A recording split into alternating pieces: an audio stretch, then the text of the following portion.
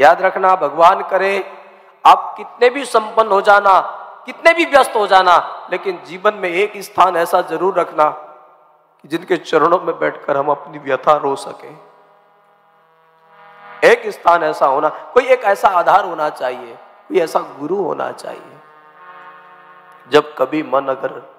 इधर उधर का कुछ सोचने लगे तो किसी बुद्ध पुरुष के आश्रय में, याद रखना जिसको किसी महापुरुष का आश्रय मिल जाता है ना, उसको अंदर से बहुत सुकून मिलता है।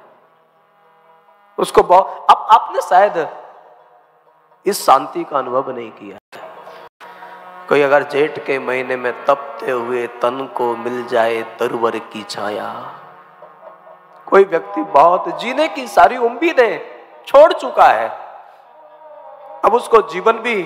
निराधार लगने लगा, मैं क्यों जीऊं और किसके लिए जीऊं। लेकिन ऐसे इंसान को भी जब किसी बुद्ध पुरुष का संग मिलता है ना, तो जीवन में फिर से एक बहार आ जाती है,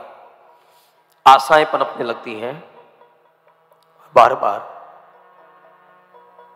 नेत्र सजल होते हैं, उसकी आंखों में जो श्रावण भादों की तरह बरसते हैं ना, उससे उनका पूरा जीवन भगवान की भक्ति से भर जाता है। इसलिए मेरा आपसे निवेदन है, जीवन में कितने भी संपन्न हो जाना, ऐसे महापुरुष से जरूर जुड़े रहना जो कभी हमें धर्म की बातें बता सके, कभी हमारी गलतियों पर हमें डांट सके, कभी हमें हमारी खामियों का एहसास, बहुत चाटुकार करने वाले लोग हमारे जीवन में नहीं होने चाहिए, जो हमारे सामने बेबाकी से सत्य को कहने का साहस रखते हो।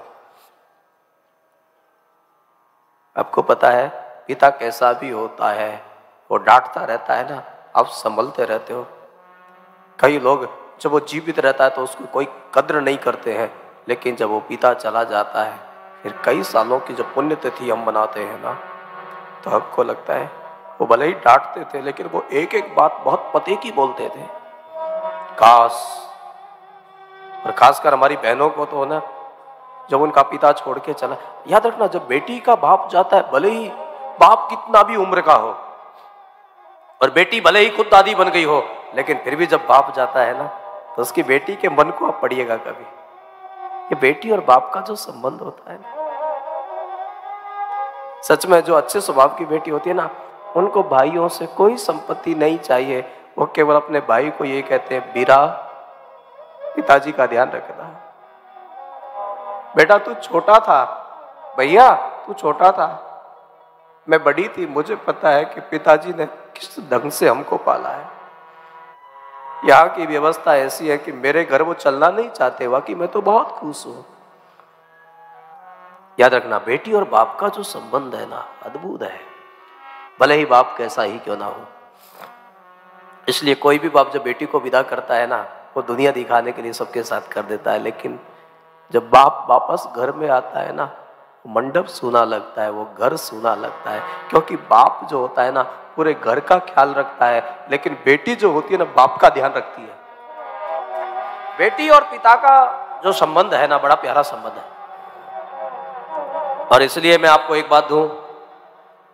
जीवन में तुम कुछ भी हो जाना, लेकिन कभी भी किसी बेटी के बाप की निंदा मत करना,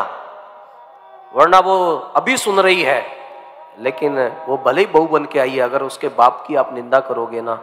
तो याद रखना तुम्हारे प्रति वो घृणा से भर जाएगी। क्योंकि दुनिया की हर बेटी वो सब कुछ बर्दाश्त कर लेती है,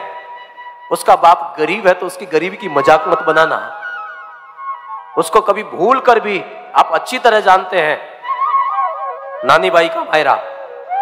दुनिया के किसी भी बेटी के बाप का मखौल नहीं मनाना चाहिए।